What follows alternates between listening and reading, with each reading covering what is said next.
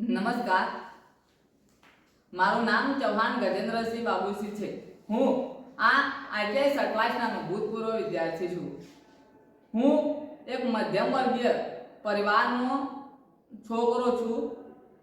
ITI પૂર્વેનું મારું વ્યક્તિત્વ એક વિદ્યાર્થી તરીકેનું હતું, જેમાં હું ધોરણ 10 પછી લગભગ એકાદ વર્ષ રહીને આઈટીઆઈ જોઈન કરી, પરંતુ એ વખતે જ્યારે હું 10મા ધોરણમાં અભ્યાસ કરતો ત્યારે અભ્યાસ ઉપરાંત રમતગમત અને બીજી સાંગીતિક પ્રવૃત્તિઓનો મને શોખ ખરો, પરંતુ એના સિવાયનો કોઈ મારો બીજો કોઈ ધ્યેય ન હતો। પરંતુ આઈટીઆઈમાં આવ્યો એના પછી મારા વ્યક્તિત્વમાં આંશિક રીતે બદલાવ થયો, કારણ કે મેં આઈટીઆઈ જ્યારે જોઈન કરી ત્યારે હું 10મું પાસ હતો। એ 10મા પાસ પર આઈટીઆઈ જોઈન કર્યું। 11-12 મેં કરેલું ન હતું। 11-12 કરવા માટે શરૂઆતમાં મેં વર્ષ લીધેલો અને ત્યાં મને વાતાવરણ અનુકૂળ ન લાગતા મેં અધવચ્ચે છોડી અને પછી 10મું પાસ ઉપર આઈટીઆઈ કોપામાં એમએન પટેલ સાથે, જે મારા કોપાના ક્લાસ ટીચર છે, તેમની હસ્તક કોપા પૂર્ણ કરેલું। ત્યારે મારા વ્યક્તિત્વમાં આંશિક રીતે થોડો ઘણો બદલાવ જોવા મળ્યો। શરૂઆતમાં જ્યારે 10મું ભણતો એ વખતે હું સ્ટડી ઉપરાંત રમતગમત અને બીજું કોઈ અન્ય પ્રવૃત્તિઓ સાથે રચ્યો પચ્યો રહેતો, પરંતુ આ ઉપરાંત કોઈ મારો સાચો ધ્યેય મને મળ્યો ન હતો। પરંતુ મારા જીવનનો ધ્યેય મને આઈટીઆઈમાં આવ્યો ત્યાર પછી મળ્યો। આઈટીઆઈમાં આવ્યો ત્યારે એમ્પ્લોયમેન્ટ સ્કિલના ટીચર શ્રી વિવેકભાઈ વૈદ, જેમના હસ્તક મને મારા જીવનનો ધ્યેય મળ્યો। તેમની સલાહ થકી મેં મારું વાંચન કાર્ય ચાલુ રાખ્યું અને મને તેમની સલાહથી ફરીથી 11-12 કરવાની પ્રેરણા મળી, જેનાથી હું આઈટીઆઈ પૂર્ણ કરી અને પછી ફરીથી 11-12 કર્યું। ત્યાર પછી મેં બીએ જોઈન કર્યું અને આ રીતે મારો ધ્યેય સફળ થયો। આ ઉપરાંત જ્યારે હું આઈટીઆઈમાં હતો ત્યારે હું નાના મોટા કાવ્યો ઉપરાંત કવિતાઓ અને શાયરીઓ રચતો, જે વખતે હું આઈટીઆઈ કરતો ત્યારે ઈએસના પિરિયડમાં વિવેક સરને મારું સ્ટડી કાર્ય બતાવવા ગયો તે વખતે તેમની નજર મારી એક કવિતા પર પડી, જેના લીધે તેમને મને પૂછ્યું કે તે બનાવેલી છે, તો મેં હા કહ્યું। ત્યારે તેમને સ્ટડી અને તેના નોલેજ ઉપરાંત મને આ સાહિત્ય ક્ષેત્રનું થોડું આછું પાતળું પણ એક સારું એવું નોલેજ તેમના પાસેથી મળ્યું અને ત્યાર પછી તેમની માર્ગદર્શન હેઠળ મારે જે સાહિત્ય ક્ષેત્રના ધ્યેય પાછળ મારા સંઘર્ષો ચાલુ થયા। સર્વપ્રથમ મેં જ્યારે કવિતા રચવાનું ચાલુ કર્યું ત્યારે છંદહાસ એટલે કે છંદ વગરની કવિતા રચતો અને એ કવિતા રચ્યા બાદ હું વિવેક સાહેબને બતાવતો અને તેમની સલાહ હેઠળ કામ કરતો। ઉપરાંત વિવેક સરના અમુક બીજા ભાઈબંધો થકી પણ મને સારું એવું પ્રોત્સાહન અને પ્રેરણા મળેલી, જેના થકી મારું મનોબળ આ સાહિત્ય ક્ષેત્રે ધ્યેય પ્રાપ્તિ માટે મજબૂત થયેલું અને આખરે જ્યારે હું ફરીથી ધોરણ 11-12 પાસ કર્યું ત્યારે 2022માં કલા મહોત્સવમાં મને પહેલી સફળતા મળી, જેમાં એક શબ્દ ઉપરથી મેં કલા મહાકુંભમાં કવિતા બનાવી અને એ કવિતા દ્વિતીય નંબરનું સ્થાન પ્રાપ્ત થયું. તેમ છતાં પણ મારા માનસિક મનોબળને એક આનંદનું અનેરું ઝાંખું કિરણ મારી સ્મૃતિમાં પરવારી. ત્યારબાદ જ્યારે મેં 11-12 પૂરું કર્યું ત્યારે ફ્રી સમયમાં જે કવિતાઓ રચતો, જે મળીને 20 કવિતાઓ મારી થઈ અને કોલેજ જોઈન કરી ત્યારે મને એ કવિતાઓ હેઠળ અમુક અંશે સારી એવી પ્રેરણાઓ મળી અને એ પ્રેરણાઓ પાછળથી જે સફળતાઓ પણ ઘણી બધી મળી. જેમ કે NSS, આમ તો NSS એવી યોજના છે કે જેમાં હું PH કેટેગરીનો વિદ્યાર્થી છું, જેના લીધે મારે પસંદગી ન થાય, પરંતુ શારીરિક કામને છોડીને સાંસ્કૃતિક વિભાગમાં મારે પસંદગી થઈ. NSS વિભાગમાં શ્રી શૈલેષભાઈ જોશીએ મને સાંસ્કૃતિક વિભાગમાં લીડર તરીકે રાખ્યો અને કોલેજના એન્યુઅલ ફંક્શનમાં NSS નો બેસ્ટ NSS સ્વયંસેવકનો એવોર્ડ પણ મને આપ્યો. NSS માં સન્માન પ્રાપ્ત કર્યા પછી મને NSS ના વિવિધ સ્પર્ધાઓમાં ભાગીદારીનો મોકો મળ્યો. શરૂઆતની ભાગીદારી NSS ડેમાં મતદાન દિવસની હતી, જેમાં મેં મતદાનનું ગીત બનાવ્યું અને તાલુકા કક્ષાએ ઓપન કેટેગરીમાં પ્રથમ નંબરે આવ્યો, જેની સ્પર્ધા કેમ કોઠારી હાઈસ્કૂલમાં યોજાયેલી. અને અમારી કોલેજમાં પણ યોજાયેલી, જેમાં પણ હું પ્રથમ નંબરે આવેલો, જેના થકી મને મામલતદાર શ્રી દ્વારા સન્માન પ્રાપ્ત થયું. અને ત્યારબાદ મારા મનોબળ અત્યંત મજબૂત થયું અને જેનાથી મને છંદહાસની કવિતાઓ, છંદ વગરની જે કવિતા હતી એને છંદમાં રચવાની પ્રેરણા પણ મળેલી, જેને અનુલક્ષીને મને કોલેજમાં વિવિધ પ્રોફેસરોના સહકાર થકી તેનું આછું પાતળું જ્ઞાન આપવામાં આવેલું અને ત્યારથી મળીને હું છંદહાસની જે સાદી કવિતાઓ રચતો તે છંદોમાં રચતો શરૂ થયો. એમાં પાટણમાં જ્યારે હું યુનિવર્સિટી કક્ષાએ ગયો ત્યારે સૌપ્રથમ મનહરછંદમાં પ્રથમ કવિતા બનાવેલી પ્રકૃતિ, કે જેના થકી યુનિવર્સિટી કક્ષાએ તાલુકાની સ્પર્ધામાં મારો પ્રથમ નંબર હતો. અને ત્યાર પછી વિદ્યાનગર ખાતે રાજ્ય કક્ષાના સન્માન સમારોહમાં પણ હું ગયેલો, જેના થકી મને એક સન્માનમાં એક સર્ટિફિકેટ અને ડાયરી આપવામાં આવી, જેના થકી હું અત્યંત આનંદ અનુભવી અને એ પ્રમાણે મારી સન્માન અને સફળતા સાર્થક બની. કે ત્યાર ઉપરાંત છંદમાં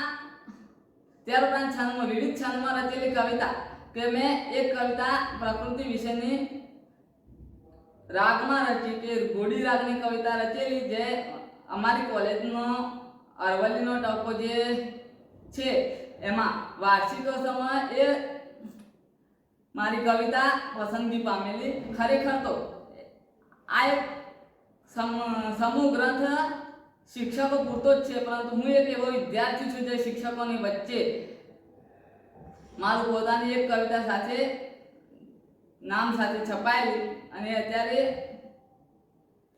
મને પણ એમાંથી એક કોપી આપવામાં આવેલી છે.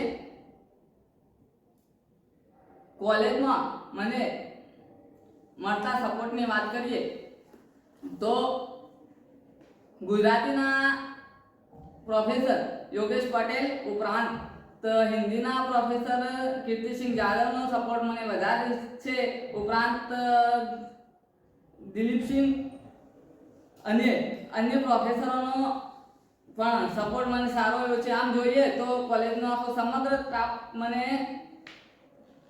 સપોર્ટ તો કરે જ છે, પરંતુ દિલીપસિંહ અને કીર્તિસિંહ જાદવનો સપોર્ટ મારા માટે મહત્વનો છે. તેમને મારી કાબિલિયત જોઈને મને એક તખલ્લુસ પણ આપેલું છે, જેના થકી હું અત્યારે હાલ એ તખલ્લુસ ઉમેરીને કવિતાઓ રચતો થયો છું કે એમના થકી મળેલું સમર્થ તરીકે હું અત્યારે મારા તખલ્લુસનો ઉપયોગ કરું છું, જે મને કીર્તિસિંહ જાદવ સાહેબ તરફથી મળેલું છે. આપણે જોઈએ તો કોઈ વ્યક્તિને ઘડાવવા માટે કંઈ સફળતા આપણે સામે ચાલીને નથી આવતી, પરંતુ કંઈક રીતે અને આંશિક સફળતા મહેનત કરવી પડે છે. જો આપણે જોઈએ તો કહેવાય છે કે રેતી તો રણમાં રેતી, કે માનવીના પગ બળે છે એ તો પૂછી જોજો તપેલીને, કે પેલા તપવું પડે છે પછી એની અંદર મગ ગળે છે. તો રેતીની વેદના દ્વારા હું આપણને કહેવા માંગુ છું કે રેતી તો ખુદ રણમાં રહે છે, તડકાથી અને શું બળાતું નહીં હોય. માનવી જ્યારે પગરખા વગર તેમાં ચાલે છે તો તેને બળાય છે, તો રેતીને તો રોજ રણમાં રહેવાનું હોય છે, તો એની વેદના કેવી હશે? તેમ છતાં પણ તે પોતાની રીતે રહે છે અને પરિસ્થિતિમાં જજુમવાની હિંમત તેનામાં છે. એવી જ રીતે તપેલીના દ્રષ્ટાંત વગર તપેલી જો સગડી પર ચડે, જો ગરમ જ ના થાય તો તેની અંદર મગ પાકવાના જ નથી. એવી જ રીતે જો આપણે માણસ તરીકેની ભૂમિકા નિભાઈએ નહીં તો આપણું વ્યક્તિત્વ આંતરબાહ્ય જે વ્યક્તિત્વમાં કોઈ પણ માનવી હોય તે માનવીને અમુક અંશે કોઈક જુદી જુદી કલાઓ તો પોતાને આવડી લીધેલી જ હોય છે, પરંતુ તેને બહાર કાઢવા માટે અસમર્થ હોય છે. તો વ્યક્તિ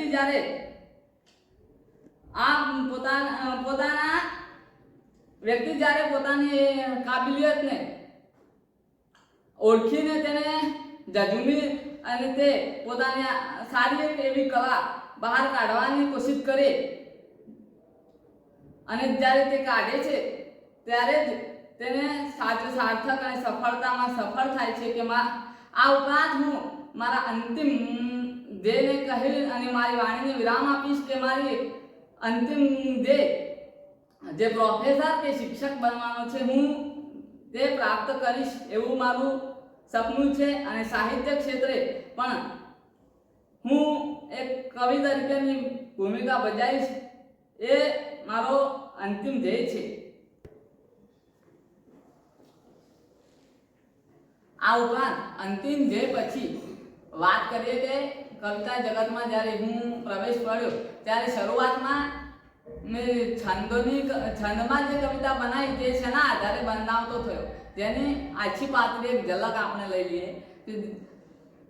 હરેક કોઈ કલાકાર કે કવિ હોય તેને કોઈને કોઈ એક એવી જરૂરિયાત હોય છે જેના થકી જેને દંડોળીને તે પોતાના રીતે અડગ મનોબળથી આગળ વધારીને પોતાનું વ્યક્તિત્વ વધારે છે. તેવી જ રીતે જો હું કવિતા જગતમાં પ્રવેશ કર્યો ત્યારે એકમાત્ર મારો સહારો એક સંસ્કૃત વિષય હતો. બધા અરબી ફારસી છંદોમાં કવિતાઓ બનાવે, પરંતુ હું એક એવો વ્યક્તિ છું કે જે સંસ્કૃત છંદોના આધારે ગુજરાતી કવિતા બનાવતો થયો છે.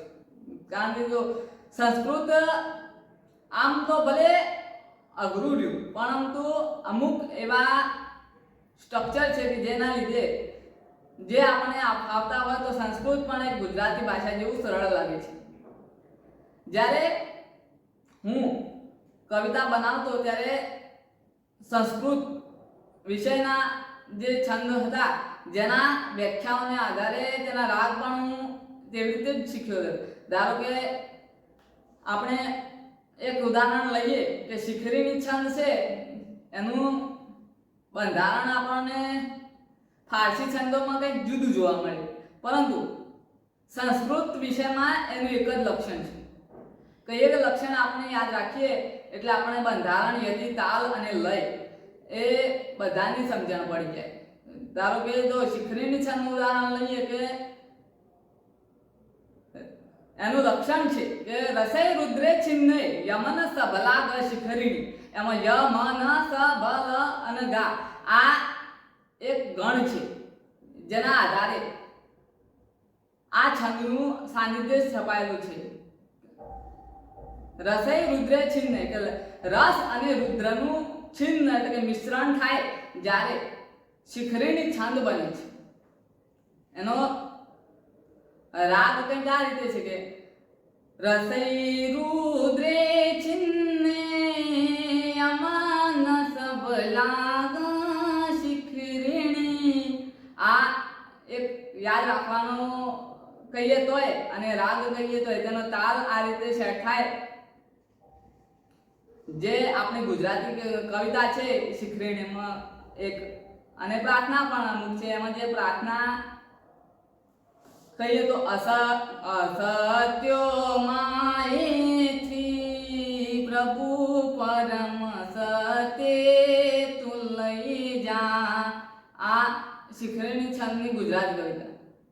એટલે જો લક્ષણનો રાગ અને આનો રાગ સેટ થાય એ પ્રમાણે ગાવાનું, જેના થકી એમાં ગણ, બંધારણ, યતિ, તાલ બધાને આપણને સૂઝ પડી જાય. પરંતુ તેનું લક્ષણ આપણને યાદ હોવું જોઈએ. ઉપરાંત તેના કયા રાગમાં ગાવું તે પણ આપણે યાદ હોવું જોઈએ. કે મંદાક્રાંતા એકલો એક માનવીની છંદ એવો છે કે જેને મેં ગુજરાતી રાગ દ્વારા યાદ રાખેલો. બાકી તો અમુક છંદ એવા છે જેને મેં સંસ્કૃતમાં જ મને ફાવે છે. શાર્દુલ વિક્રીડિત છે, પછી મંદાક્રાંતા છે, પછી વંશસ્થ છંદ છે. અમુક છંદો જે કે મેં સંસ્કૃત દ્વારા જ યાદ રાખેલા છે, જેના થકી જેના લક્ષણના રાગ મને ફાવતા હોય તેના થકી હું ગુજરાતીમાં તેને ભલે સંસ્કૃતના છંદનો રાગ સંસ્કૃતમાં હોય પરંતુ એની રચના હું ગુજરાતી અક્ષર દ્વારા કરું છું. અને આ ઉપરાંત જેનું સ્ટ્રક્ચર જે છે સૂત્ર જે યમાતા રાજબાન નસ લગા, જે આખા ગણ બંધારણનું સૂત્ર છે જે યાદ રાખીએ જેથી જે છંદના કયો ગણ છે તે આપણને યાદ રહી જાય.